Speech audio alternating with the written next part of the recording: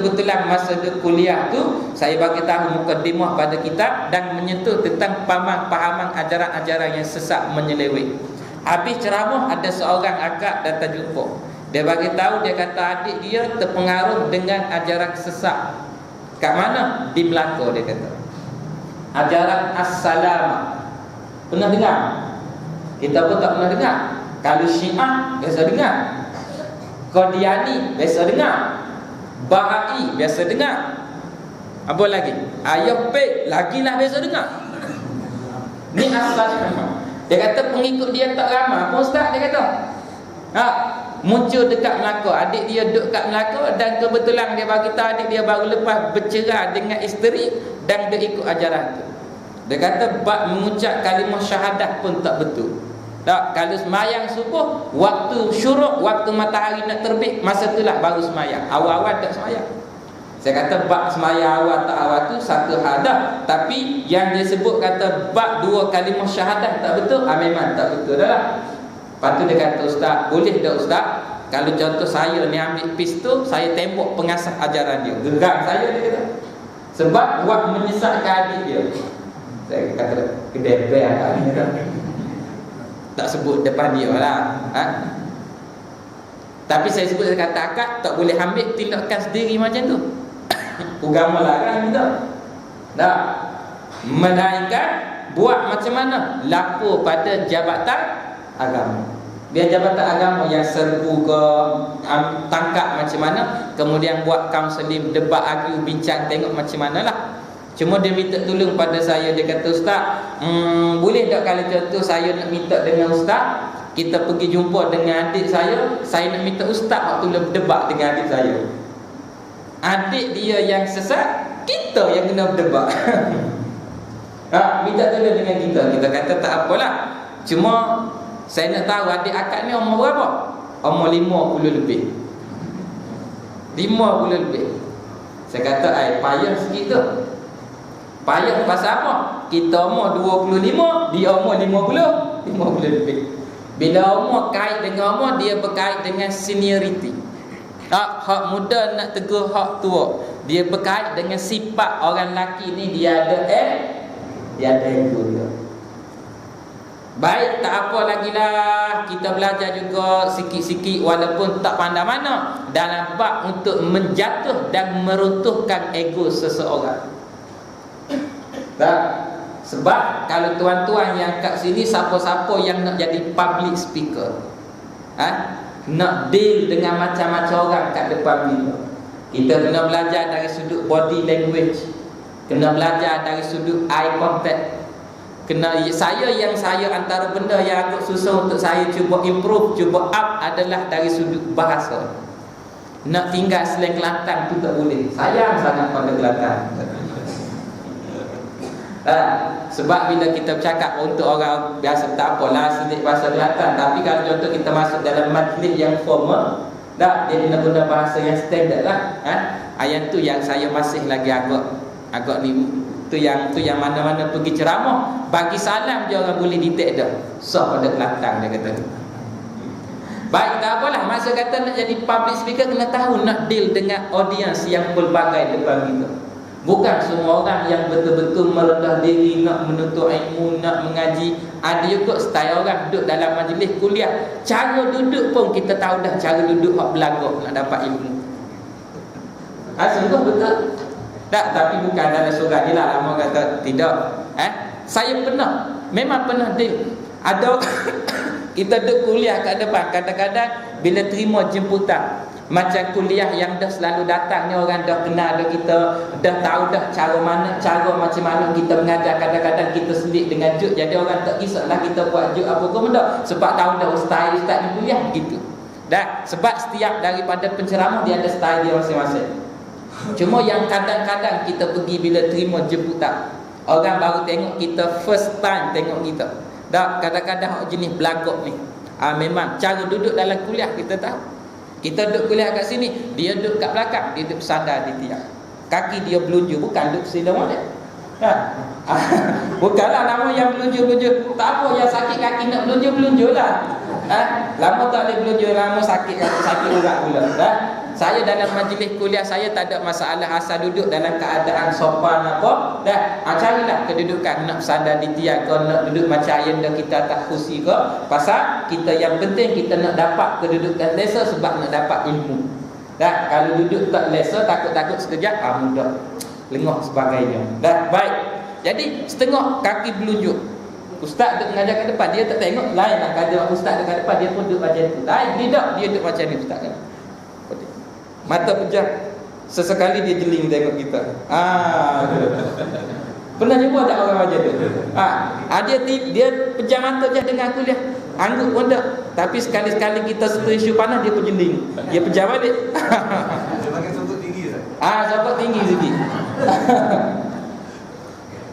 Macam tu tuan-tuan, macam mana nak deal dengan orang macam tu. Dah, kita kata bagi peluang pada kita, insya-Allah kita boleh tukar daripada dia duduk kaki berlunjuk, tangan duduk stela pegang cekok tubuh macam tu, mata pejam, kita boleh ubah dia daripada duduk stela, mata dia celik bulat tengok pada kita. Insya-Allah dengan izin daripada Allah, dengan ayat-ayat yang boleh nak meruntuhkan ego orang, tak apa lagi.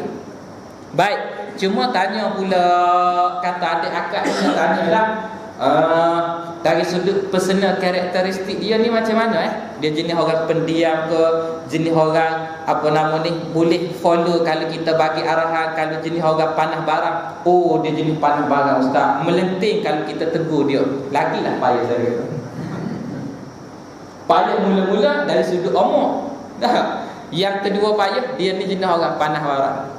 Tak apa lagi. Dan payah yang ketiga saya bagi tahu pada akak tu, bila akak minta saya supaya debate, supaya argue dengan dia bab isu pahaman dan ajaran yang dia follow adalah ajaran dan pahaman tak betul, itu adalah very sensitive. Very sensitive. Jangan. Orang lelaki saya sentuh satu isu je. Kalau saya sentuh isu orang lelaki bab hukum pakai gelar tangan, sensitif tak? Sensitif. Kalau contoh dia pakai gelar tangan, dia kata, takkan pakai satu urat pun haram, dia kata. Nampak. Dia kata pakai satu urat takkan haram. Dah pakai pula bukan emas, besi. Dia jawab gitu pula. Hak lain pula jawab bukan besi. Allah, kita pakai gelang getah je. Hak mangkuk air pula, ni gelang magnetik ada bab perubatan, dia kata. Hak mangkuk air pula. Dia bukan berkait surat ke, dua urat ke, gelang ke apa ke. Gelang tangan bagi laki-laki haram hukum dia, sebab tu perhiasan bagi wanita. Orang lelaki perhiasan dia jam tangan dengan cincin. Tak, cincin tu pula ulama ajar pula cara nak pakai jari mana. Kita ada 10 jari, kau ada orang ada 11. Wazdi baru Wazdi, cuba dia. Ada 10 jari, betul lah Wazdi ni. Kalau tidak orang lain 10 jari. Dah, pakai jari mana? Ulama ajar ni, sama ada belah kanan, belah kiri. 2 jari ni sahaja sunat dipakai. Jari sama ada jari anak ataupun jari manis. Dah, diriwayatkan daripada hadis yang kita belajar, Nabi pakai cincin belah kanan, kemudian mata cincin itu diterbalikkan ke belakang. Tengok Habib Ali Zainal Abidin pakai cincin. Contoh. Dah, boleh pakai juga belah kiri, pakai jari manis belah kiri, tak apa. Tak, tapi ada orang 10 batang jari, 10 cincin ada. Dan 10 ni mata besar belakang. Rupa-rupa dia bomok 3 Malaysia. Bukan bomok satu Malaysia, hak teropong dulu. Ni 10. 10 itu tak boleh dah. Tak, nampak tak cerdik sebenarnya. Bukan kata melambar ke, ni dak, ni cincin hak pertama ni betapa dekat Gunung Jitera ustaz, dapat 7 hari 7 malam, tengok bawah papak punggung ada cincin pakai. Muat-muat. Hak tu mengarut lagu tu. Apakah dia ni? Benar. Tu pun cincin yang dia pakai mesti cincin perak. Orang lelaki tak boleh pakai emas dan tak boleh pakai suasa. Orang Kelantan panggil suasa tu panggil dengan toso. Sebab toso ataupun suasa dia emas campuran tembaga. Orang lelaki diharamkan. Saya mengaji kitab Pelita Penuntut karangan Imam Az-Zamnuji. Dalam kitab tu, masa guru saya mula-mula mengaji depan, dia hurai kat belakang, kat tengah-tengah kitab, dia tunjuk awal-awal lagi. Dia kata, buka ni dalil dalam kitab yang kata pakai cicing suasa bagi laki-laki haram. Kerana benda ni ramai yang kadang-kadang terlepas pandang, termasuk orang yang duk mengaji dengan kuliah ni. Sebab tu disebut dalam kitab pelita penuntut. Dan orang mengaji dengan kuliah dengan tazkirah pun kadang-kadang terlepas pandang pakai cicing suasa. Suasa tak boleh bagi laki-laki. Bolehnya cicing perak. Tak, pakai gelang tak boleh. Tapi pakai gelang tu kalau nak tegur sensitif. Tak. Saya kuliah satu tempat. Hamba Allah ni rupa-rupanya antara orang besar syarikat tu. Dalam majlis kuliah kita terpandang dah, terpandang kat tangan dia macam gelang, tapi buat endah tak endah je. Tengok belah kanan takut jam kecil ke macam mana, rupa-rupa dak memang gelang. Lepas habis ceramah, masa duduk makan, duduk gerang-gerang, jilin-jilin, gerang-gerang nak tegur. Sebab dia nak tegur orang lelaki. Sebab kadang-kadang dia pakai tu sebab dia tak tahu yang hukumnya haram. Ingat kau boleh. Ada ustaz lain kata boleh, tak. Ulama kata haram. Yang kata boleh pakai gelang tangan tu mungkin berdasarkan tujuan kegunaan tertentu. Macam contoh orang pergi haji pakai gelang, tujuan untuk pengenalan diri ke macam mana, ataupun ada maslahat tertentu. Tapi memakai untuk tujuan perhiasan haram bagi laki-laki. Tak, yang ulama kalau ada ustaz ataupun ustazah yang sebut bagaimana sebaliknya, wallahu a'lam, dia ambil pandangan daripada mana. Tapi nak sebut kalau kita tegur bab isu pakai tu sensitif tak? Sensitif. Apatah lagi nak tegur bab pahaman yang dia ikut. Lagi-lagi dah sensitif. Dah. Baik, masuk semula kat sini. Nak sebut kata poinnya apa kat sini? Di antara pendengar dan pelihat lebih hebat ataupun lebih besar nikmat pendengar. Maka kalau dua-dua tu gugur, maka gugur taklif syarak. Maka dia sebut di sini dalam bicara kitab kita ni, daripada penglihat. Kerana apa? Kerana kebanyakan faedah penglihat itu, faedah mata tu kebanyakannya bangsa dunia, walaupun ada faedah bangsa akhirat. Apa benda yang kita tengok boleh pahala? Dalam sesi kuliah lepas kita sebut dah. Tengok je benda tu boleh pahala. Gapo? Yang pertama, Quran. Yang kedua, isteri. Isteri. Kaabah ulama sebut. Tengok Kaabah, tengok secara berdepan. Sampai hukum ulama sebut kalau kita semayang depan Masjid Haram, depan Baitullah, maka tak sunat kita pandang tempat sujud, sunat kita pandang kepada Kaabah tu. Tapi kalau kita semayang bukan depan Baitullah, maka sunat pandang tempat sujudlah, dengan tujuan nak menjaga hati-hati mata tak melilau ke mana-mana. Walaupun kalau semayang, kalau mata tengok ke depan macam tu, sah tak semayang? Sah. Kalau tengok belah kanan, sah. Tengok belah kiri, sah juga. Tengok atas, sah juga. Sebab kepala tak jadi syarat. Yang jadi syarat kata wajib menghadap kiblat adalah dada. Kepala tak jadi syarat.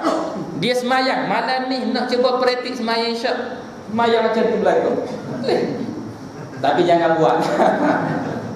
Nak sebut kata sah tak sah? Sah. Sebab yang wajib hadap kiblat dada. Kepala tak jadi syarat. Sah tak? Sah. Tapi jangan buatlah macam tu. Sebab takut tengok kan, tengok baju orang, tujuh orang. Hak kita duduk belakang, kadang-kadang bila kita tak tengok tempat sujud, kita tengok depan, kita tengok orang pakai t-shirt, kan duduk rumah flat ke apa, rumah apartmen, dia tulis belak-belak. Oh, dia ni belak I rupanya. Dan kita tengok pada baju dia kan, belak I Pangsapuri Seri Nipah umpama. Oh, dia belak I. Oh, tu belak B tu. Dia tengok dalam bab semayang. Tak tengok tempat sujud, tak tengok depan, tapi tengok tinggi sikit, tengok pada kain pelekat orang. Nampak jenama kain pelekat. Oh, mangga dia ni. Oh, ni pajidat. Oh, ni gajah duduk dia. Jenama kain pelekat. Dekat belakang tu tak? Perasaan juga. Jadinya sunat tengok tempat sujud. Dua keadaan sahaja kata ulama masa semayang, alihkan seketika daripada tempat sujud ketika tahiyat, ketika sebut asyhadu an la ilaha illallah, jari akad sunat tengok jari, dan masa kita sujud. Tak, kalau kita tengok juga tempat sujud pening kepala. Jadi masa sujud macam biasalah. Baik. Balik semula pada kita di sini. Dan kebanyakan faedah pendengar itu bangsa akhirat. Sambung sikit lagi, yang kata tengok boleh pahala adalah wajah kedua ibu bapa kita. Yang saya belajarnya kata 3, Quran, Kaabah, wajah kedua ibu bapa. Cuma yang kata isteri, kata suami, kata alim ulama, sebahagian daripada ulama tambah. Tengok wajah alim ulama pun kata boleh pahala. Walhasil nak dapat sandaran dalil yang kuat kat situ tak berapa kuat. Mungkin barangkali sebab memandang kepada orang-orang yang baik, yang soleh, barangkali kat tu je. Baik. Dan kebanyakan faedah pendengar itu bangsa akhirat. Mendengar ni, dengar banyak faedah bangsa akhirat. Dengar Quran, orang bagi nasihat. Dan kerana itu dia sebut, mendapat engkau akan yang buta lebih sempurna daripada yang tuli. Kalau kamu buta tapi telinga dengar, lebih baik berbanding kamu mata celek daripada kamu telinga pekak. Itu maksud. Dan bermula mensyukurkan pendengar itu. Cara nak syukur atas nikmat telinga yang Allah Ta'ala bagi ni macam mana? Memeliharanya daripada mendengar yang dilarang. Payah belaka ni seperti mengumpat. Mengumpat ni apa? Cakap benda buruk, sama ada depan dia, belakang dia, yang kalau kita cakap dia tak suka. Benda betul kita cakap tu, benda betul lah. Sebab kalau cakap benda yang tak betul, dia tak jadi mengumpat, dia jadi fitnah. Dan apa maksud fitnah? Kita cakap benda yang tak betul pada seseorang. Dan dia ni orang baik, orang soleh, selalu pergi surau, pergi masjid, tapi kita kata kes kecurian kat kampung kita, kawasan taman kita, hilang habis ayah-ayah orang, itik-itik kambing, lembu pun hilang. Kita tuduh kata dia tanpa bukti, maka kita telah fitnah dia. Tapi mengumpat ni cakap benda betul yang dia tak suka kalau dengar sebut depan dia ataupun belakang dia. Hak tu hak berlaku pada kita tu. Kalau cakap sebut bab orang, memang cukup seronok. Seakan ada perisa dalam mulut ni. Bila sebut bab orang, pu nak cakap. Tapi bila orang mula menyentuh keburukan kita, senyap lalu. Padahal sepatut kata ulama, sebelum kita tengok keburukan orang, kita pandang dulu yang kita ni juga ada keburukan. Satu jari kita tunjuk pada orang, berapa jari tunjuk pada diri sendiri? 4 jari. Dia kata, ustaz tu kalau tunjuk macam tu, kalau kita tunjuk macam tu, semua ke dia kata. Cara tunjuk ulat melawak lah. Baik, nak sebut poin apa? Nak sebut kadang-kadang kita terlepas pandang yang aib kita, celah kita tak nampak aib orang. Pada hari pembalasan kelak di hadapan Allah, suratan amalan ni Allah Ta'ala bagi pada kita, gantung dekat leher. Dan suratan amalan ni kata ulama berdasarkan hadis Nabi, sama ada Allah bagi pada seseorang hamba, dia akan sambut dengan tangan kanan ataupun sambut dengan tangan kiri, ataupun golongan ketiga yang ambil catatan amalan daripada belakang. Yang ambil daripada belakang masa saya belajar bukan ambil begitu, tetapi menembuskan daripada perut ni tembus sampai belakang, tangan terjolok ke belakang, ambil macam tu. Itu yang saya belajar daripada guru saya. Maka kata ulama, kalau orang tu dapat buku amalan dengan tangan kanan, inilah calon ahli syurga, walaupun tak masuk dalam syurga lagi. Boleh cam dah. Siapa-siapa yang ambil dengan tangan kiri, inilah bakal calon ahli neraka, walaupun tak masuk neraka lagi. Sama juga dengan ulama sebut, Nabi kata kolam aku ada di hari akhirat. Antaranya benda yang akan ada, benda wujud, telaga Nabi. Orang panggil kolam Kausar Nabi. Setengah ulama sebut dalam kitab-kitab, dia punya keluasan panjang kolam tu sebulan perjalanan. Dia punya timba, dia punya gelah dia banyaknya seumpama bintang di langit. Tak. Tapi ada daripada kalangan umat Nabi Muhammad yang menghampiri kolam Nabi, mengaku sebagai umat Nabi, tapi malaikat halau, tak diberi keizinan untuk minum air. Kata ulama, yang dihalau, yang tak boleh minum air daripada telaga Nabi, itulah kalau nak cap ahli neraka. Yang boleh minum itulah ahli syurga. Baik minum dah. Nabi sebut dalam hadis, siapa yang minum air daripada telaga Kausar, maka dia tidak akan dahaga buat selama-lama. Selama-lama tu bila? Forever. Saya tak mahu sebut itu. Sampai bila? Habis tu kalau dah tak dahaga, masuk syurga, ada air apa ke benda, nak minum buat apa lagi? Tanya.